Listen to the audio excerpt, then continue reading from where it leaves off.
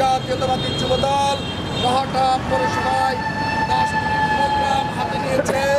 তারই ধারাবাহিকতা বজায় রাখার লক্ষ্যে আজকে 1 নম্বর ওয়ার্ডে মহাটা পৌরসভা যুবদলের একটি প্রচার মিছিল হয়েছে। সংগ্রামী নেতৃবৃন্দ, আজকের এই প্রচার মিছিলে যত ছোটই হোক না কেন আমরা ধানের শীষের পক্ষে ভোট চাইতে পেরেছি, এটাই আমাদের সফলতা।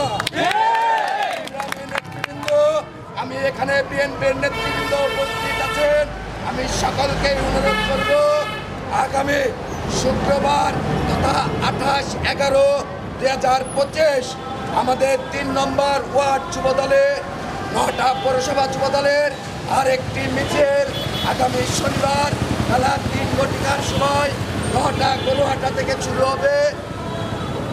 আমি আগামী শুক্রবার এই প্রোগ্রামকে এই মিছিলকে সফল করার জন্য আমি বিএনপির নেতৃবৃন্দ সহ সকল নেতৃবৃন্দকে বিশেষভাবে অনুরোধ করব, এই প্রোগ্রামটি আমার সূচনের নয়, এই প্রোগ্রামটি জাতীয়বাদী যুবদলের শুধু নয়, এটি ছাত্র দলের প্রোগ্রাম নয়, এটি বাংলাদেশের দেশ রক্ষার মিছিল।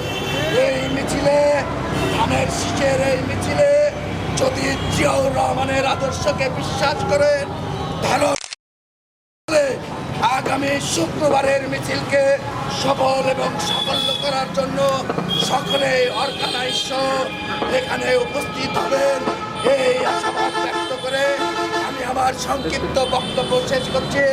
সেই সাথে আমার এখানে এই মিছিলে উপস্থিত হওয়া সকল নেতৃবৃন্দকে জানাই বাংলাদেশ জাতীয়তাবাদী যুবদলের পক্ষ থেকে ধন্যবাদ।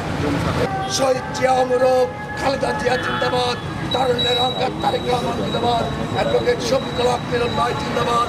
আজকের পথসভা এখানে সমাপ্ত করছি। ধন্যবাদ সবাইকে। আসসালামু আলাইকুম।